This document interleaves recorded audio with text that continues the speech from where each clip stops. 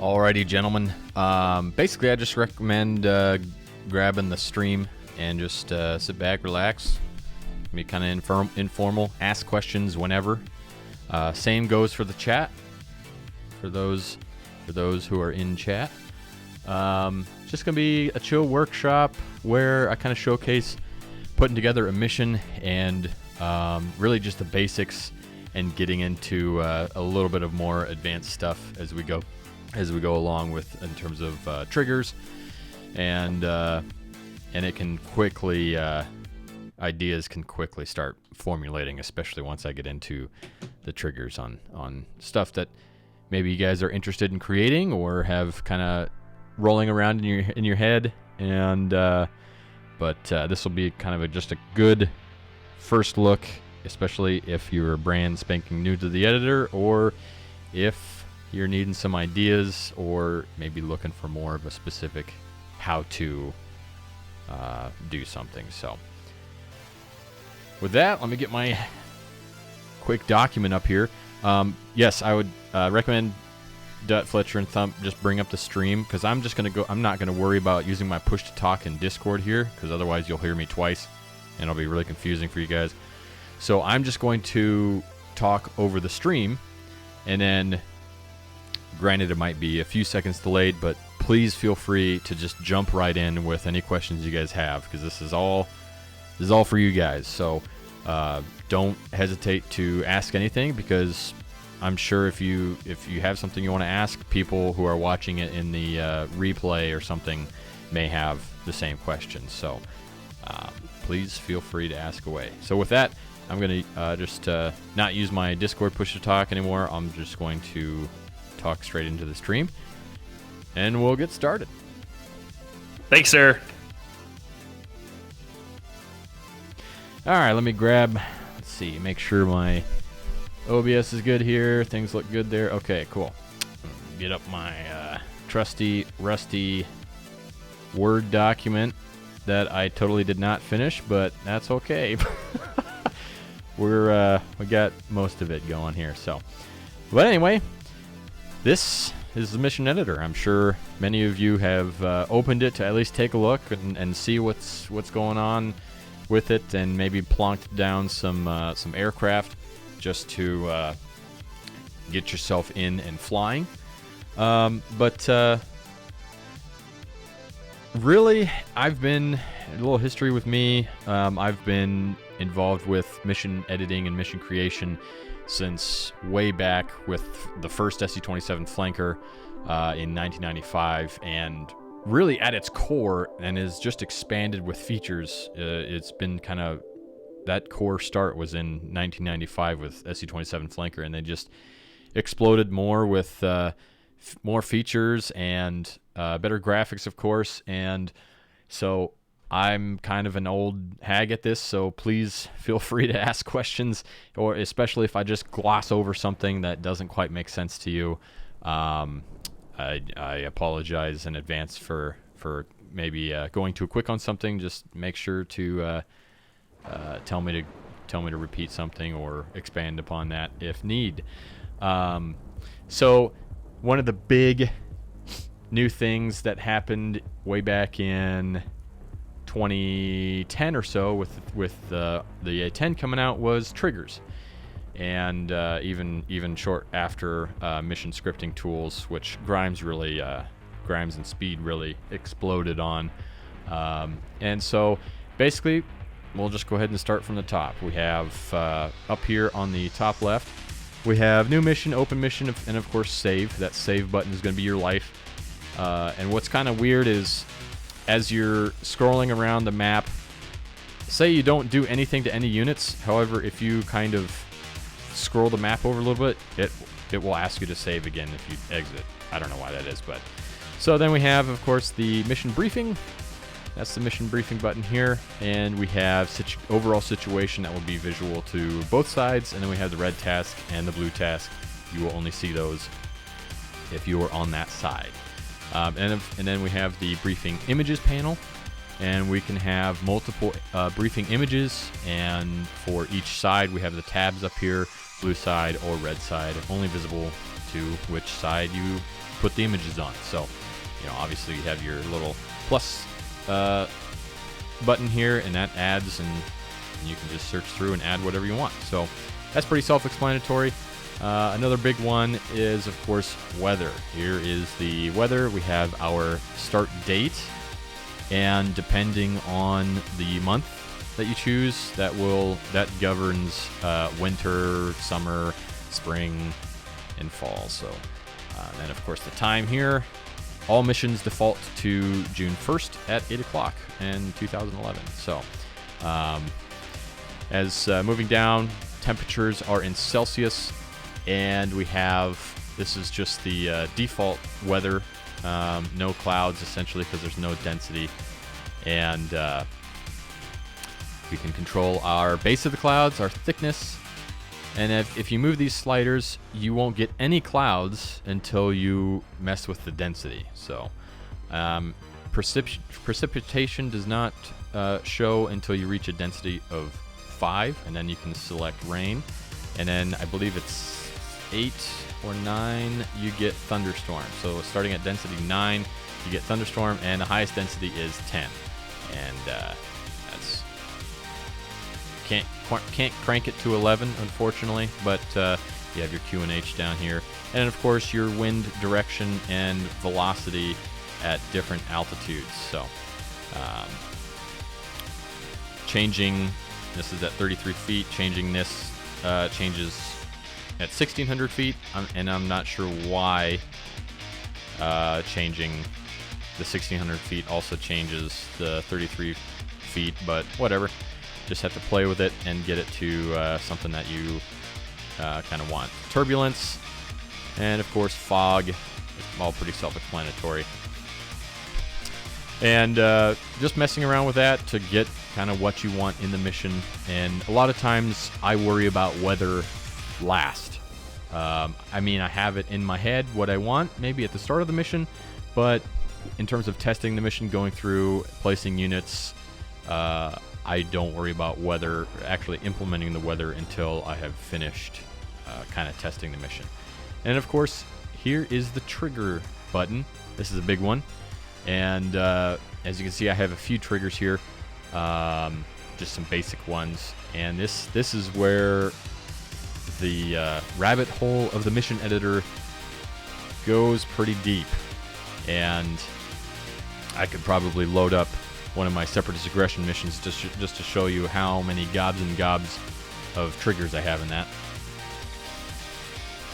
But on this one here, just as an example, and then, oh yeah, another quick hint: always name everything. I can't. That's the most helpful thing you can do. Units that you place, name them. Ground units that you place, name the groups, name zones, of course. So just looking at the triggers here quick, and we will of course expand upon the triggers as I start going through ground units, spawning ground units, waypoint advanced options, and so on and so forth. We will be of course constantly coming back to the triggers as we set everything up. But just as a quick example here, we have basically in the mission we have Blue 4 doing a beach landing. They've just done a beach landing, and they're going to be advancing on Kesham Island airfield here. And of course Red 4 does not want that to happen. So looking at one of the quick triggers here, once Blue 4 gets close enough, Red 4 is going to launch a sort of counterattack / reinforce / spawn a helicopter to come in. So we have our trigger, and this is, we have to of course make the left pane first. So we hit new, and that gets us this left pane here, and I of course named it Start Iran Counter and CAS. And then the conditions for this trigger to be true, or whatever you want, whatever action you want to be taken for this trigger condition to be true. And so we have part of coalition in zone. So I have part of coalition in zone. Which coalition? We have blue. Which zone it is? bootleg fireworks. So if we zoom in, oh, here's bootleg fireworks. And bootleg fireworks is this zone here, as we click on it. And it is a zone of 60,000 feet diameter, or radius. And that is, you can see the red radius there. That's anytime a blue 4 aircraft, any part of the blue 4 enters this zone, it will cause the red 4 to launch. So going back into Radio, thanks for the follow, man. Welcome to the channel. So this coalition blue 4 is in zone. So what's going to happen when that blue 4 is in zone? Flag 1 is going to turn on, and I'll get into flags more a bit later. Message to all. And this, a lot of times I use messages as just kind of testing to make sure that I visually see that trigger has been tripped. So message to all. We have blue 4 has entered bootleg fireworks zone, and then we have AI task push for a helicopter to start. We'll get more into that later. So what are flags? Flags is basically, literally, Milka Johns, thanks man, welcome.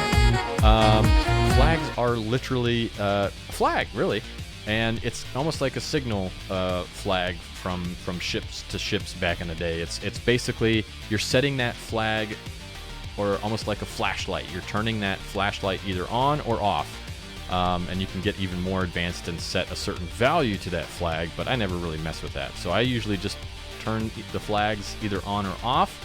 So flag 1 is now on. So flags can be anything from flag 1 all the way up to, I think, 1,000,000. I mean, so you have infinite combinations of flags that you can use and separate out what happens when those flags get turned on. So because I turned flag 1 on, I can cause 16 Gunny, thanks man. Because I turned flag 1 on, I can cause a number of different things to happen in the mission. And for example, getting a bit of ahead of ourselves, but going into one of the waypoints for the ground units, we have an advanced waypoint option as a hold, and in the stop condition, we have is flag 1 true. So he's going to get there and he's going to hold here.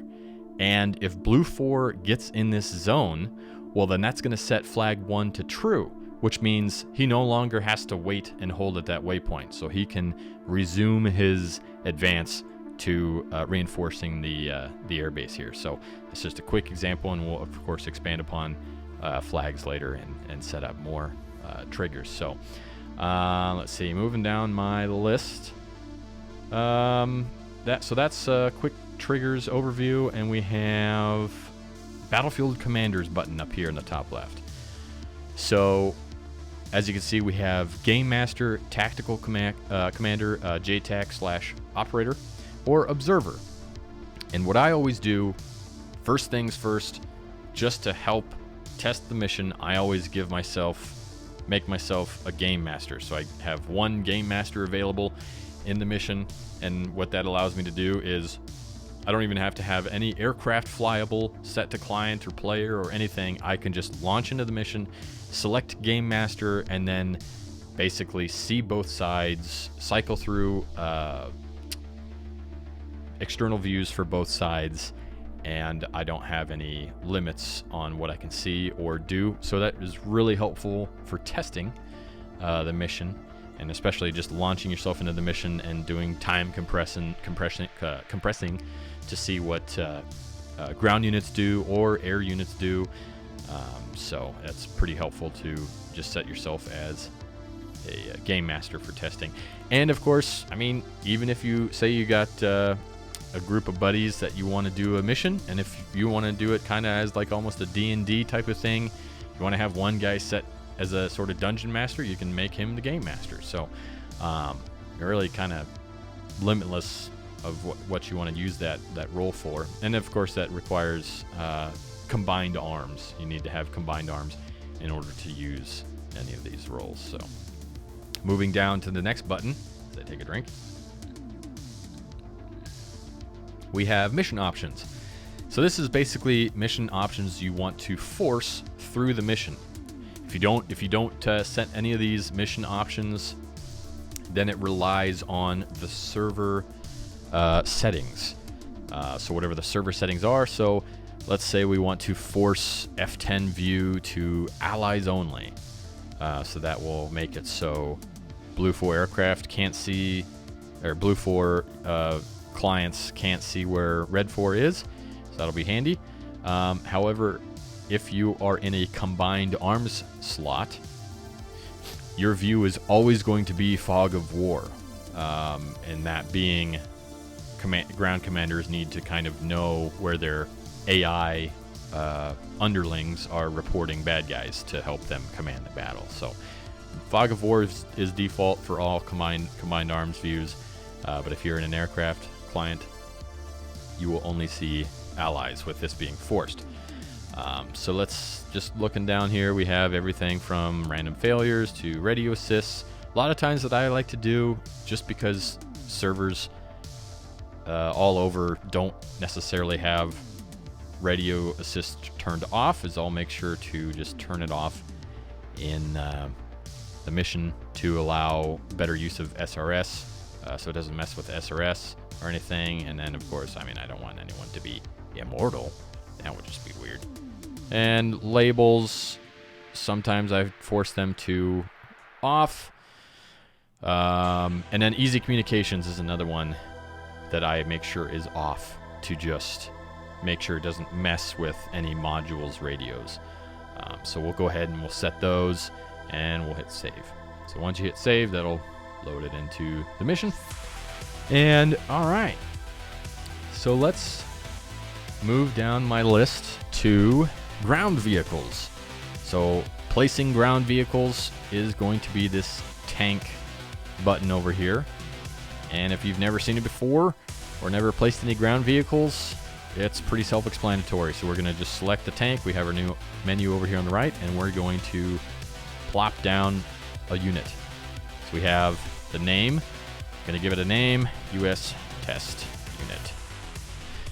And the reason why I like to name everything is because when you get into the triggers, you're going to need to know the group names depending on what you want to do. So we'll get into that more later. So I gave it a name, and I'm going to have it as the US, because he's over here going to maybe help defend the beach landing. And we have our category of air defense, armor, artillery, fortification, infantry, train, or unarmed. Unarmed has got all sorts of trucks and tankers. And so let's do an air defense. Why not? Let's have a linebacker. So linebacker, and let's give him random skill. And since I don't have any waypoints on him, he's just going to be sitting here. I can control which heading he is facing, as he's just sitting there kind of statically watching the skies. So we have down here on our waypoints, if I did want to add a waypoint, I can go to add and start giving him waypoints, how fast he needs to go, whether or not it needs to be off-road, on-road, which it will jump to the road here. Or I can do, if he had multiple units, we could do line abreast formation, cone, V, diamond, all whatever. And we have the speed. And speed is going to be an interesting one to work with, especially as you deal with more units, more ground units. Say, like here, I have kind of a pincer move happening on the Red 4 base by multiple different US platoons. And so ETA is going to be somewhat important, especially if you want them to arrive at relatively the same time. So I have them all going at roughly the same speed. And as we look through our waypoints, at the end waypoints, looking at that ETA, and the mission start time was at 8 o'clock.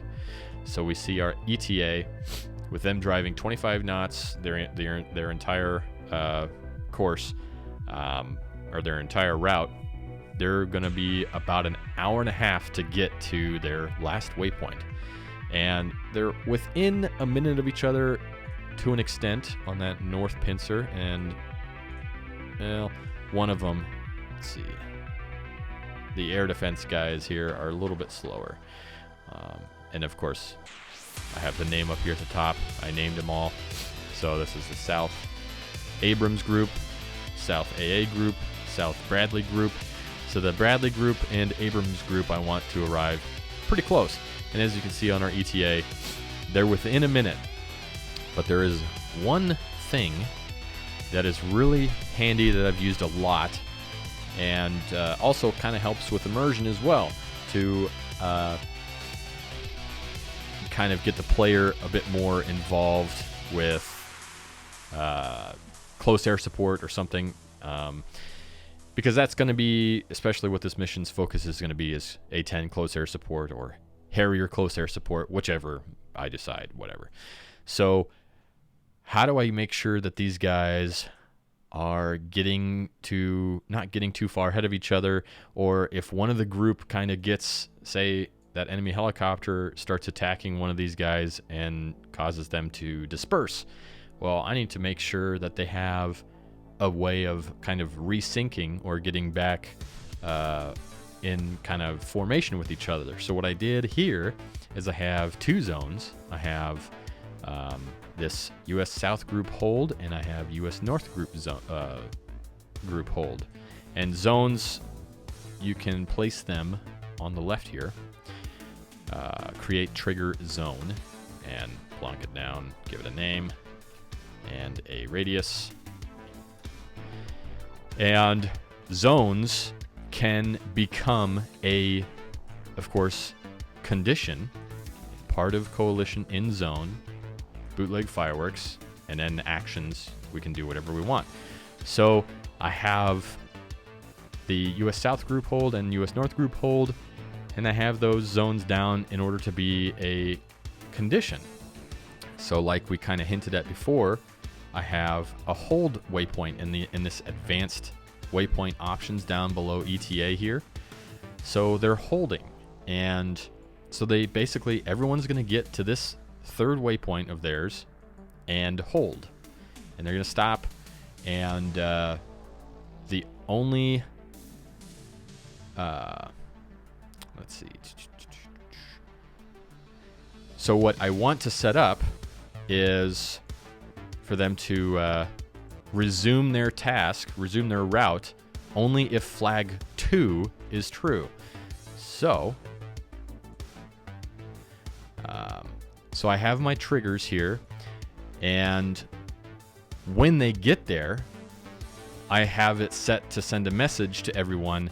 U.S. attackers at hold point, radio us when overhead to provide CAS, and when you are ready for the attack. I mean, I just type that in there quickly. You can make whatever this message you want. So basically, so our conditions here are part of group in zone, North AA, or we have an OR command, which is exactly as it sounds.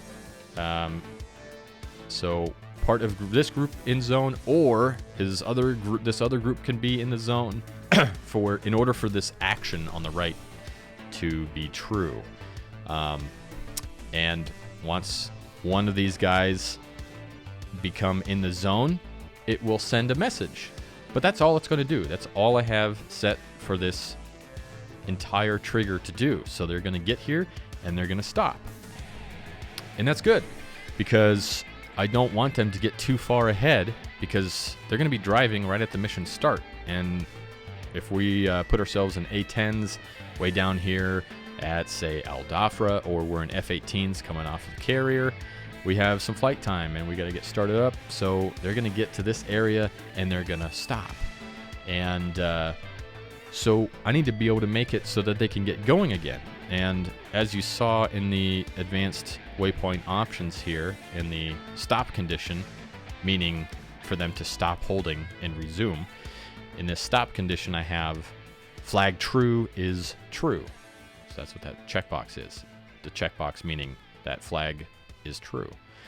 We need to make flag true able to be turned on. So a lot of times what people do in missions, and I'm a big fan of it, of course, as well, is the F10 other option in everyone's radio menu. So we're going to make one.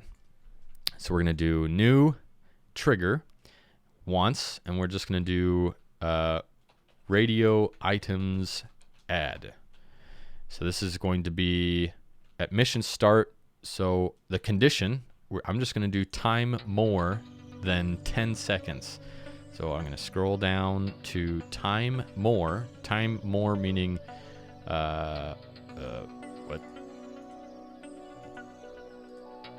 what is I found a bug. It's supposed to give me a seconds. That's weird. Hello.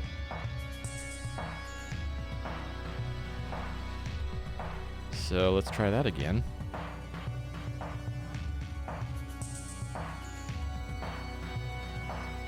Time more. There we go. That was weird. So time more 10 seconds after mission start. After you unpause the mission, 10 seconds goes by, and it's going to make this action become true, whichever we're going to put. So I want to put in radio item add for Coalition. That'll be good. So the Coalition, of course, it's going to be Blue 4. The name is what it's going to show up as in the F10 other radio menu or radio options. So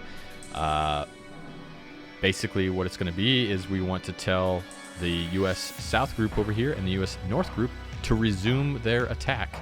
So we can go ahead and say, we could just say signal Blue 4 resume attack. And so the flag, as you may remember, it was flag 2, and the value, it can be set to really anything, but I personally only really care about it being either 0, meaning off, or on, being 1. You can set it to a different value, and Grimes is way better of a master on figuring that out than I am. I just worry about either the flag is on or off. Flashlight on or off. And so we've now completed that action, and if we were to go in game, we would have that able to be in our F10 other radio menu. And so once we're overhead, we would be able to signal that the group resume the attack.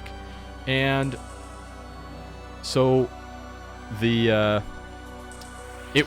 we would click that radio menu, and it would instantly throw on flag 2, and they would instantly start moving again.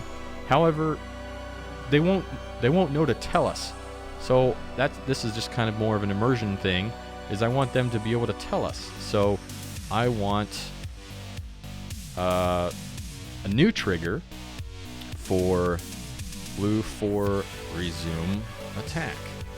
And I want the condition to be when flag 2 is true.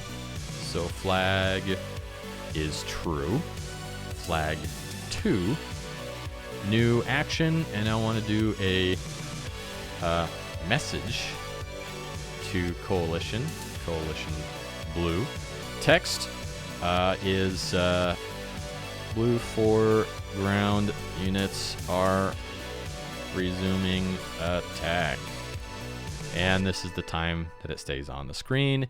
And you can also do a audio kind of cue, or you can even do a voiceover and put it in. So how do we do that? We can do sound to Coalition Blue. Let's play a sound file. I like that one. It's from the Vig and stuff. and we can, have our file browser here and find us a sound file. We can preview it, and once we hit OK, boom, there it goes. And we can, even if we're going through here, we don't remember which one it is, we can go ahead and play it. And so, of course, you can select a voiceover that you make and have it play along with these actions. So obviously a lot of people do that in their missions. So that will be nice to give us a kind of visual cue that the U.S. forces, or the Blue 4 forces, are resuming their attack, because otherwise we wouldn't really know. I mean, we would see them resuming, but we want to maybe have a little more immersion and maybe have a voiceover in here or something. And so that's just an example of conditions, and there's all sorts of conditions in here. I mean, group alive, group dead, group alive less than. Let's take a look at that. Group alive. Where'd it go? I'm blind. Group alive less than. And we have a percentage. So if you had 10 units in Iran BMP counter group, if you had 10 units, and this and all of them were dead except for one of them, then it would cause whatever action you put in here to become true, or to happen, essentially. So there's all sorts of conditions in here, and even just looking through them really can start potentially giving you some ideas on what to do. So there's a randomizer in here as well. I'd have to maybe ask Grimes a bit more on how often that occurs, because I don't really use that too terribly much. But lots of stuff in the triggers, and we'll get to some more trigger functionality here in a bit. Let me look down my list here of what is left. So basically, as you are coming up with your mission scenario, a lot of times what I do is I have the whole mission in my head, and I kind of just role play. All right, I'm the Blue 4 commander. This is what I want to have happen. I want to capture this airfield here and eventually set up defensive positions to prepare for any counterattack. And then, of course, maybe if I get those set up, I'm going to switch in my head, flip a switch, and go just start thinking as the Red 4 commander. Like, I don't want these Blue 4 guys taking my base. So, I mean, I don't want it to be a cakewalk for them. So I'm the Red 4 commander. What am I going to do? So I'm going to have a counterattack. So, like I had before, the counterattack guys are going to come and they're going to lay in wait near this area here on the road. And once that flag becomes true, or actually, I don't think it wasn't even a flag. I think it was just whenever a Blue 4 coalition flies into or enters bootleg fireworks zone, then they're going to start their counterattack. And that is also going to spawn the helicopter, which I guess that segues right into aircraft or helicopters, placing helicopters. We'll place a helicopter before we place any aircraft, because there's so much. Oh my goodness. I hope I don't run us too over time. We're doing pretty good on time. But so placing a helicopter is pretty self-explanatory. I placed one here on a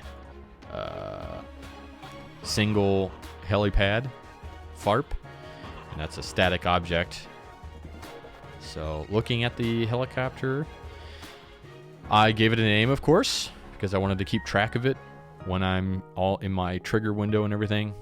And so this is what the helicopter group looks Great. like. I had a question whenever you get a chance. Sure, go for it. Dude, how do you get the visuals of the helicopter? Do you mean just like on the 3D view here on the mission editor? Yeah, so where the stream is, where I'm looking at, you zoom in on the helicopter. I could actually see a helicopter on there. That is down here. on the very bottom, there is a button. And I can't use my push to talk, so let me highlight it for you. That's okay. You can answer on stream. I'll unmute the stream and then you can sure. answer it Yeah, on there. I'll just answer it on the stream. Cool. So when I use my push to talk, it doesn't show the tooltips for some reason. So I'll hover over down here. Look down here in the bottom center. Show models. It's just a little button here, and we click that, and there they are. So that shows everything, which is really handy, and I probably should have covered that. Thank you, sir. I honestly thought that it was on by default, so I apologize for that. But yes, that is probably the most handy tool of the mission editor, and it really should be on by default. So apologies for not covering that earlier. I couldn't remember. I thought it had been on by default. So looking at the helicopter, and this is real nice, of course, to see the 3D view. Looking at the helicopter, we have very similar stuff to the ground units. You know, we have type, we have the task. That's a big one. Country, task. We want it to be CAS, close air support.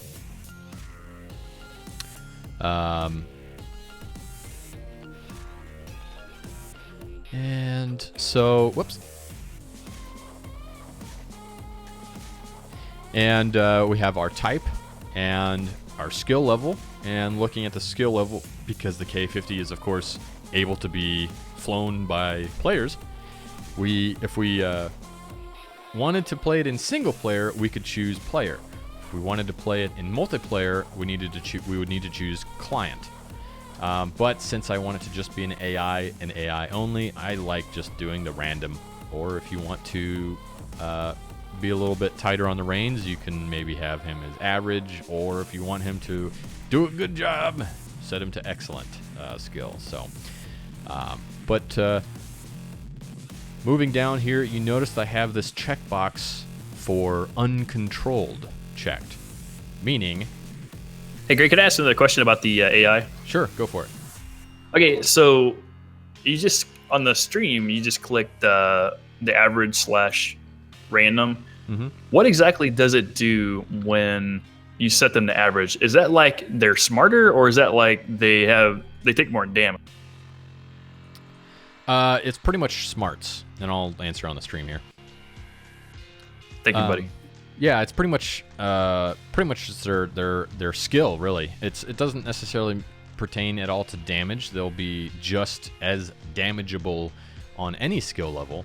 But it's basically their decision-making process. They might see a target, they might not act on it immediately as they would maybe if they were in the excellent skill. But if they're average, they're a little more green, and they might not necessarily dodge missiles or incoming tow missiles or dodge AAA as good.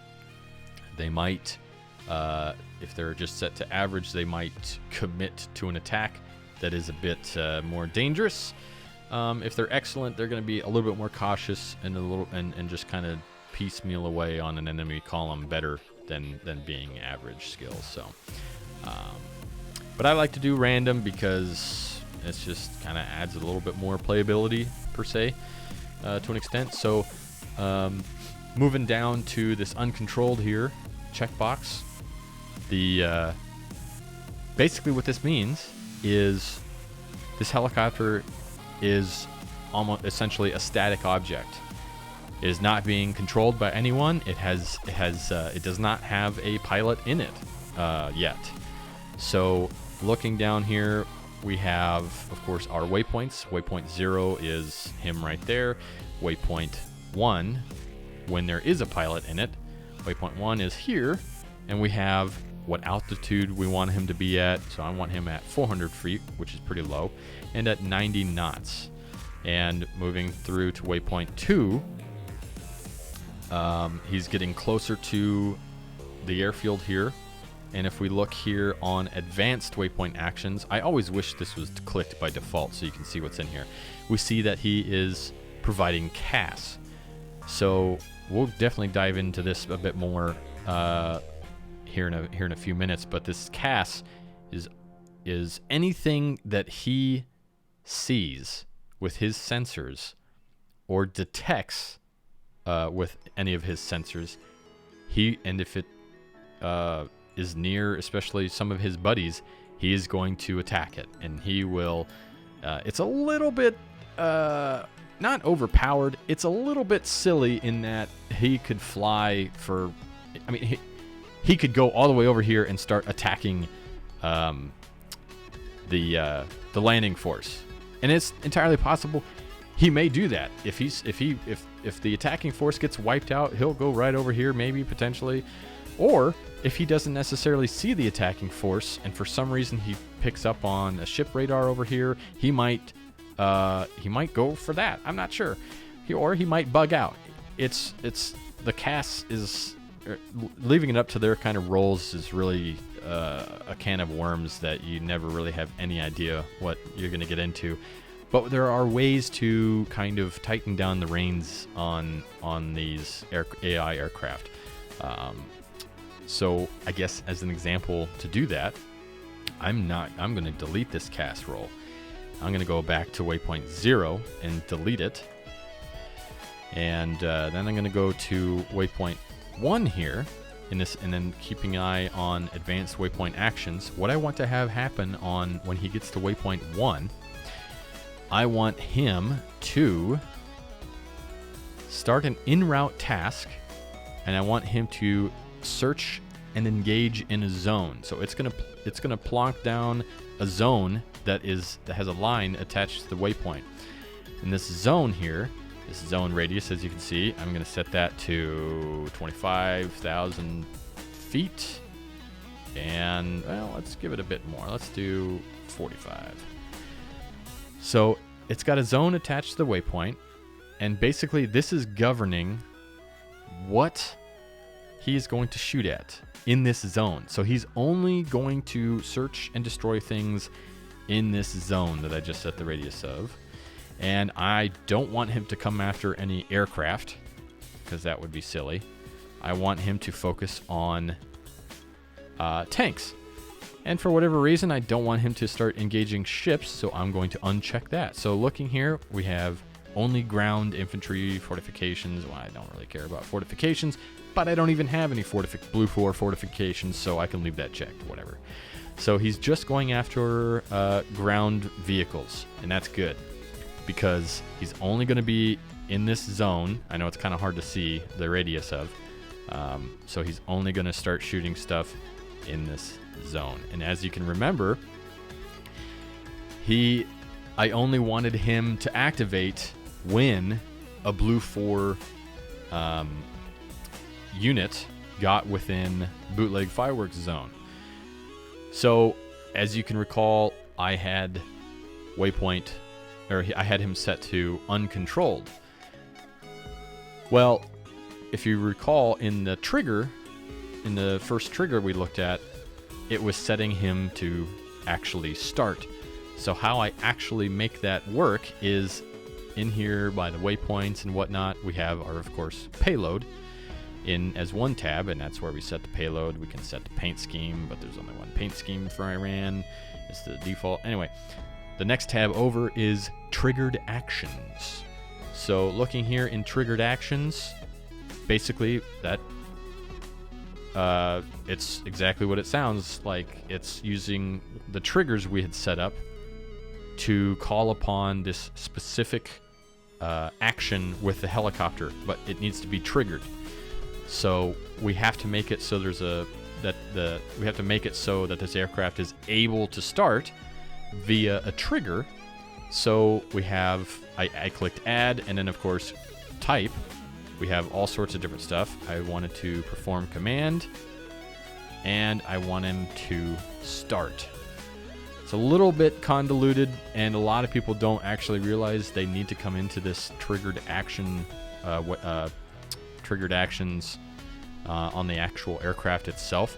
Basically, you have to do this first, and then you can come into the triggers, and we'll look at start Iran counterattack conditions, part of coalition in zone, that bootleg fireworks. It's going to turn flag 1 on, which had the ground units resuming their attack. And message to all. Oh, Lord, to get the water.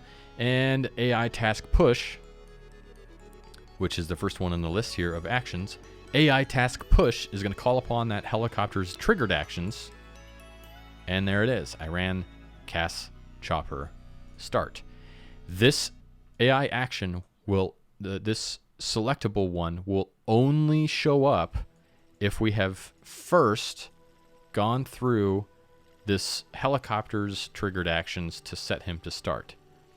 And anything that we do in here will also be a triggerable action. So let's say if we, for example, wanted that helicopter just patrolling over here, and we didn't want him to start engaging stuff until a trigger became true or something. Well, we can go ahead and do add, and we can do the same thing that we have for a lot of the waypoint advanced options. We can do set start in route task, search then engage within zone. Here is our zone we can click on and move around.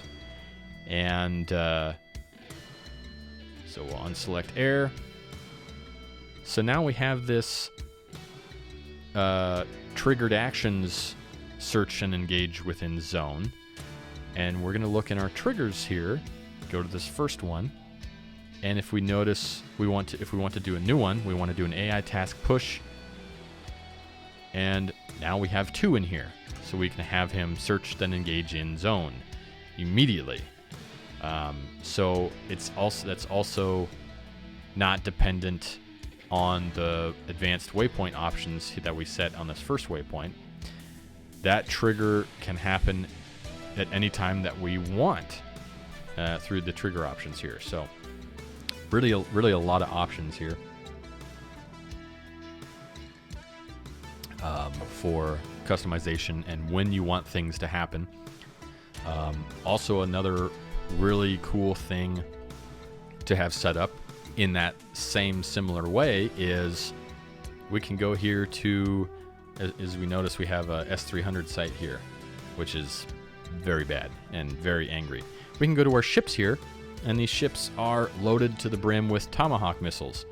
So let's say we want to have an F10 radio command when we spawn in, and we want these, when we do that F10 radio command, we want these ships to start shooting bitches with their Tomahawks. So we're going to do advanced, we're going to do triggered actions on these ships, and we're going to go to add, perform task, fire at point, and we can move that point up here to the S300 site, but I'm going to do more than one point. So we have the 3 radars here, 2 surveillance radars and a tracking radar, which I want to make sure they are all dead. So we have fire at point, weapon, I want cruise missile, zone radius, I want it to be very specifically on that point. So how many rounds I want? Otherwise, they will just keep firing and firing and firing. I want them to use, because the S300 can shoot these down pretty effectively to an extent, unless it gets overwhelmed. I'm going to say let's do 4 rounds per thing. Well, let's do 5. Why not? 5 rounds per thing. So I'm going to go back here, and I am going to clone it and double click on it, and I see that we cloned it. It was in the same area, and we can just move it. And go ahead, and I'm going to clone another one, the third and final one. Double click on it again, and go. God, that's not what I wanted to do. Shoot.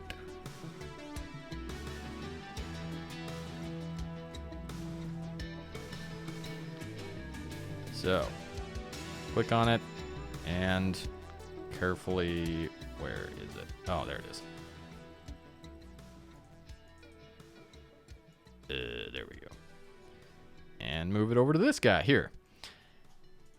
So, oh God. So as you can see, now we have 3 fire at points able to be selected in the triggered actions. So we can call upon that. We can even call upon that at mission start if we want. Like, why don't we do that? So we can do radio item.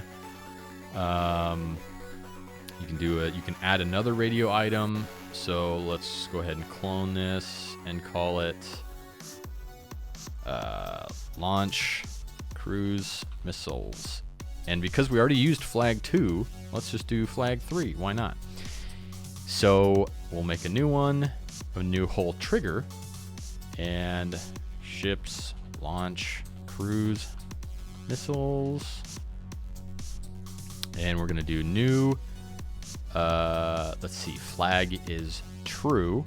That flag 3 that we just told about. And here is where it's all going to be in that AI task push. So AI action, here they all are. Fire at point 1, 2, and point 3. So once we do the radio menu, when we click it, he's going to start launching missiles.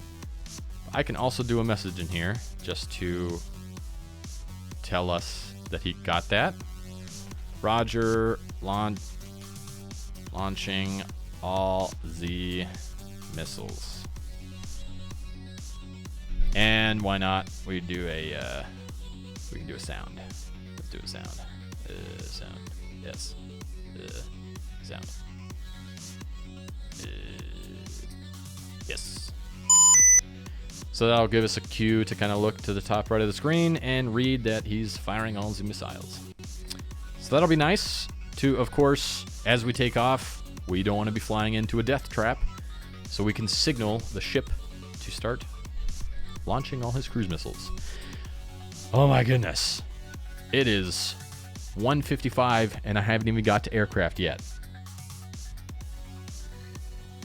However, it is fairly quick, and a lot of the, commonalities of what we've been talking about are still, of course, present for aircraft. So, setting our own aircraft up is actually really pretty self-explanatory. I'll just give us an example. Oh gosh. Here we go. I'm going to go ahead and plop down an A-10. No, not Iran. I want US of A. A-10C. Skill, here's where we need to select client. No, not random. Client. And we have a few things here. This doesn't matter down here because we're a client. This EPLRS is what a lot of Blue Ford ground units even have as well. It's the data link. So you can see them on your TADS map and see them, and you will also see them as little X's in your HUD. So you know to hopefully not shoot the shit out of them.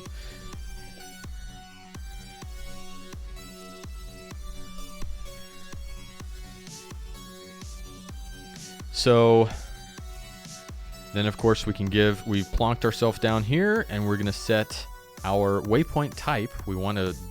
Of course this is a turning point, so it's starting us in the air. So let's go ahead and do takeoff from ramp. So that sets the airfield blue, and we have hundreds of parking spaces.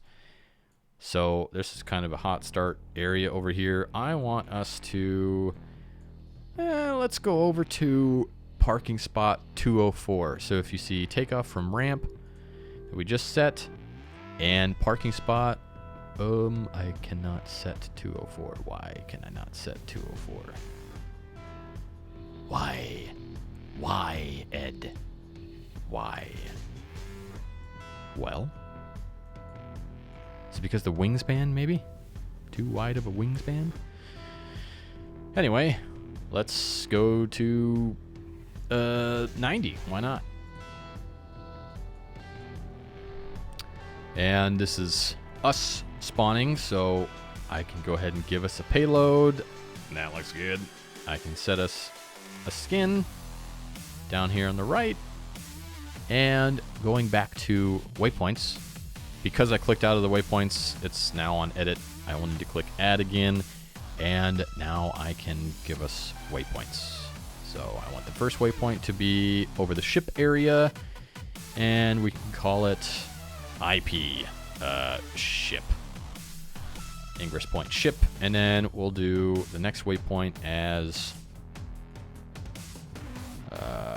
name it Cass. And then, of course, we can set the third and final one as landing. So that's pretty self-explanatory for setting up our own aircraft. I will quickly set up a Red 4 aircraft, and then I'll take questions. So let's do... Ooh, we got ourselves a follower. Voodoo109, thanks, man. So let's set up a Red 4 aircraft. This Red 4 aircraft is going to spawn at Bandar Abbas, and he is going to launch whenever a Blue 4 aircraft gets in the zone. Who goes there? So who goes there zone is a 400,000 foot zone radius. So, and I will walk us through placing the aircraft and setting up that trigger. So we'll go to our handy dandy aircraft place, plop down, go to country, Iran, not Israel.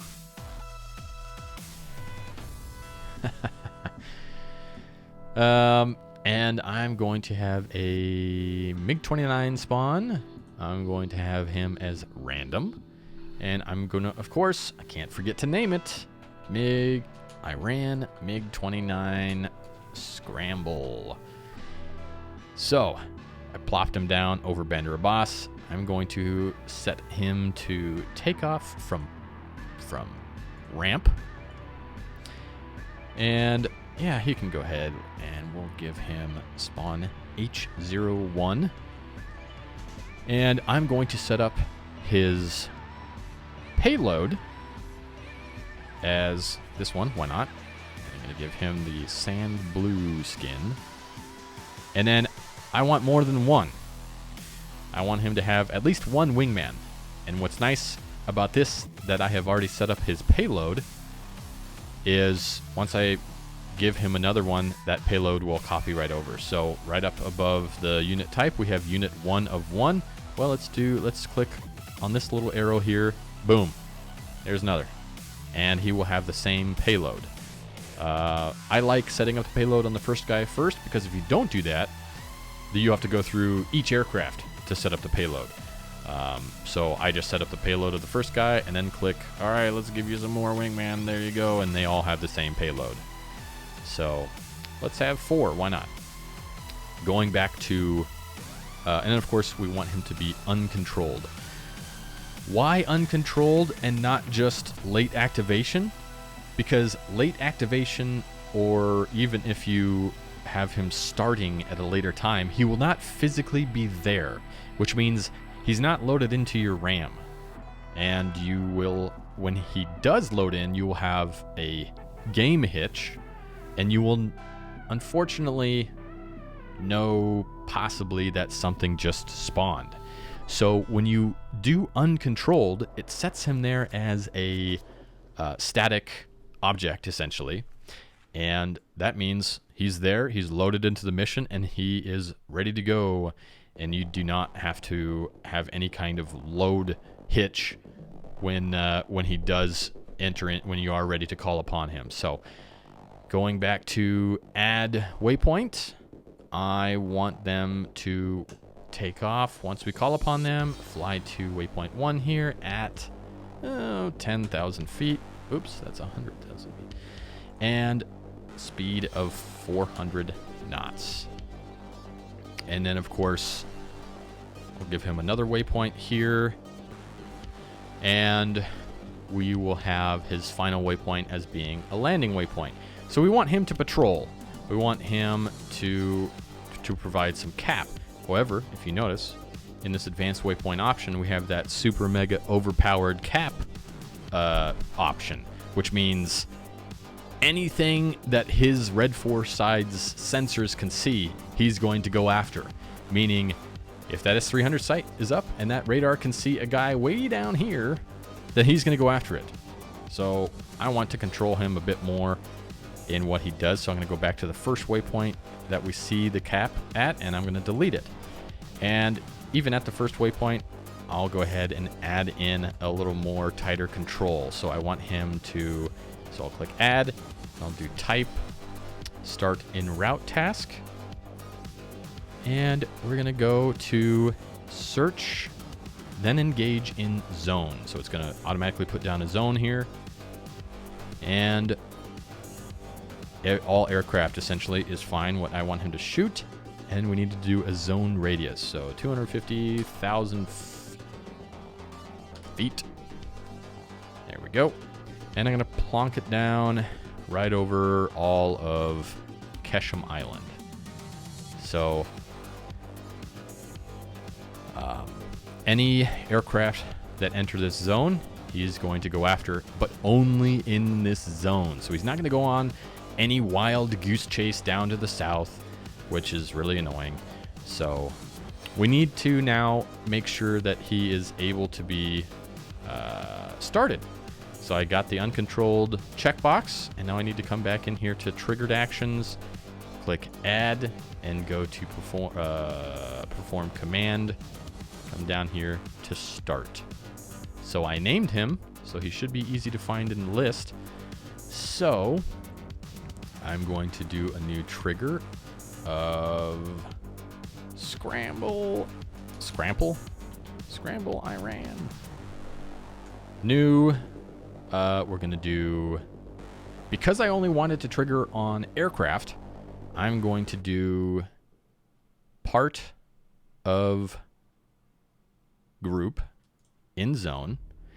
And did I name that A10? I don't remember. I don't think I did. As you can see, this is probably it. New airplane group. As you can see, it's important to name your units. And then AI task push as the action whenever someone enters that zone. And we're going to have Iran MiG-29 scramble. So, reason why I have part of group in zone is as we add more aircraft, I want the possibility for Iran to scramble if there's other aircraft. So I'm going to do this OR command again, and then clone and move it down. You have to have OR separating. I found this confusing in the very beginning. You have to have OR separating the two different conditions. So let's pretend we're selecting a different A10 or something. Pretend that's another A10. So we have A10-1 here, or A10-2 to an extent. So, or if we had an F-15 flight or something. So, and because one or the other of these conditions will be true, the MiG-29 will spawn. Well, not spawn, I guess, activate, because we're telling him to start. So, pretty much, I guess, let me look through my list here. There's a bunch, I mean, obviously there's a lot of stuff we're missing. But, let me look here. Waypoint options, templates. Oh, templates. That's another handy thing. Let's look at templates. Look on here on the left, we have a template button to add or modify templates, and I have a bunch of templates that we can use for ground units. So let's say Iran here, I have a SA2 site, and I have a whole SA2 site, and we can control, once we put it down, we control which heading it's facing and whatnot. So how do we create a template? Basically, it's pretty easy. You can select the group that you want to make a template, so you can place a whole lot of them. So we have our artillery group here. So with this group selected, I'm going to go over here to create and modify templates, and on this bottom area, create new template, we have the selected group, which is the one I selected, and I need to give it a template name, derpy RT, and then we can hit save. So then going back into templates, we can look, we have derpy RT, and we can plonk it down and change whatever heading we want it to face. And that's real easy there with templates. It's also really handy, especially when doing large force contingencies, you name it.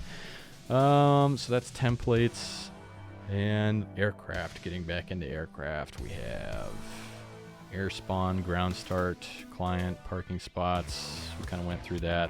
Uncontrolled, let's see.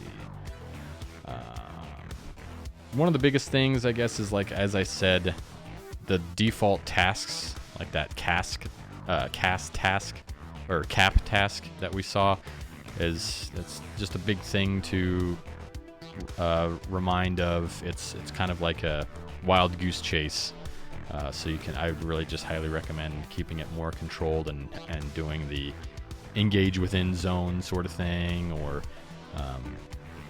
because it's also a bit more realistic. They're going up, they're mission focused on providing cap in this certain area or providing CAS in this certain area, and of course extrapolating it, you have anti-ship, you have seed. So if you just gave a seed flight that default seed waypoint option that it came with, then it could go all over the map trying to shoot radars that pinged it. But if it's mission critical that this one radar site gets destroyed, then obviously you're going to need to be a little bit tighter on the reins of what he can actually shoot and what you want him to shoot. So it's the AI is pretty good, but they just need a little bit of direction sometimes, and that direction is pretty easily given through the mission editor here. So let's see, an AWACS. Let's go ahead and set up an AWACS real quick, just as an example. We're gonna do, because I need to do the orbit waypoints to show you guys the orbit waypoints. That's pretty handy. So we're gonna put down an aircraft. We're gonna make it US. We're gonna make it AWACS. And this is where one of the cases where we actually want to leave this default AWACS role, because, well, he's acting as an AWACS. So we want him to be up at, say, 24,000 feet. And we want him to be cruising at 420 knots. Blaze it. And we'll give another waypoint here and a waypoint here. And we'll say he can go land at Al Dhafra. So obviously he's going to fly through these waypoints and immediately go land. Well, we don't want him to do that. We want him to orbit. So we're going to click on this first waypoint here, and we're going to add a advanced option here. So I'm going to click add, perform command. I don't think it's under perform command. It is perform task. There we are. So type perform task action. We want him to orbit, and we want him to do a racetrack orbit. And so this is another key thing. So I put this orbit on the first waypoint here. So racetrack, what governs the racetrack? What governs the racetrack is his next waypoint. So waypoint 2 here, he's going to racetrack between waypoints 1 and 2 until he needs to either return to base because he's out of fuel, or we can do a stop condition. Oh, he's really slow. I don't want him to do that. We'll do speed 420 knots. So as I said, he will orbit until he is given a stop condition, or he runs out of fuel and needs to RTB. So stop condition, we have all sorts of stuff that we may have seen before. We have time more. This is mission time. So say you only want him to AWACS for 2 hours of the mission. You can say, all right, when it is 10 o'clock, then he can go continue on his waypoints in RTB. So, or you can do, of course, a flag. We'll say flag 5 is true. Then he will essentially go through the waypoints and RTB. But I don't really care about him leaving or him returning to base. So I'm not even going to give him a stop condition. He's just going to orbit there forever until he gets bingo and needs to gently glide down to Al Dhafra to RTB. So another key thing, of course, is what radio frequency he's on. And as you can see here, as below the type skill and whatnot, we have here is the radio frequency that he will be on. So by default, a lot of stuff goes on to 251 megahertz AM, or sometimes like 124 megahertz AM. So let's say we want AWACS to be on 133. So we hit 133, and like everything, I'm always hitting the save button. So once we get into the mission, if we want to talk to AWACS, we just tune to 133 now. He's on 133, and we can get our bandit calls and get directed to targets. So same thing. This frequency box here is the same for every unit, including ships. Well, I guess it's down here on some ships. So there's always going to be a frequency setting on anything and everything. And if you're setting up a JTAC, there'll be a spot for you to put in the frequency as well. So we've gone about an hour and 10 minutes or so. I think I'll go ahead and take some questions, and depending on what people want to see more of in the future, we can do another workshop, maybe focusing on those JTACs or focusing on other aspects that people didn't see in this one. But we'll go ahead, I'll answer some questions if anyone has any questions for this first go at the mission workshop.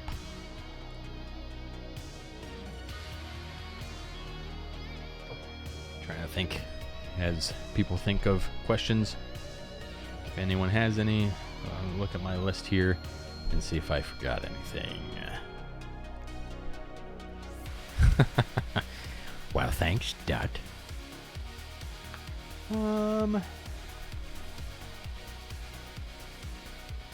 Well, I guess, let's see, what did I forget? There is some other stuff that I may have forgot, like static objects. It's pretty self-explanatory. It gives you a nice little preview window here. The side, and what it is. We have, let's see, go to structures. We have all sorts of stuff that we can place down as static objects. And a little preview here. And because what's nice that we have the ability to see the 3D, the top-down 3D view, we can really fine-tune how we want to place it and basically change the heading and really kind of put together some cool stuff. So, alrighty. Well, thanks, Dot.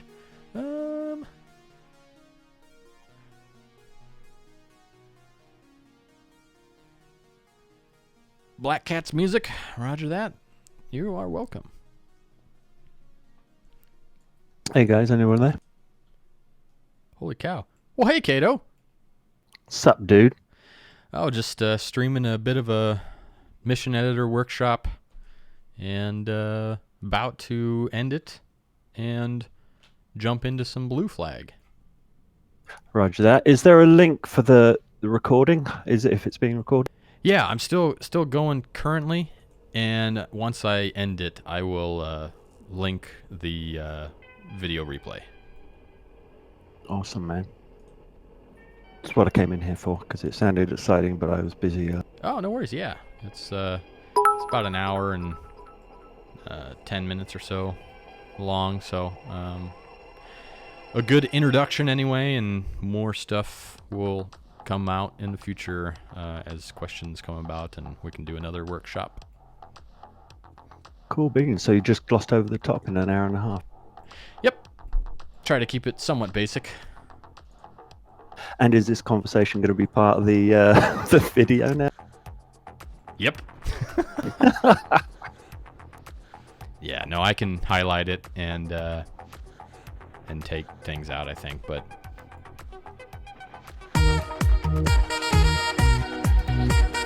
Samurai, thanks for the follow, man. All right, everyone. I we'll go ahead and call it quits there. Thanks for stopping by. Happy to show the mission editor, and we'll do another one in the future as more people have questions and ideas on what to cover, and lots and lots to get into, especially more into the triggers eventually, and lots of possibilities and ideas. So thanks for tuning in, everyone. Time to go play some Blue Flag with the boys. Catch you all next time.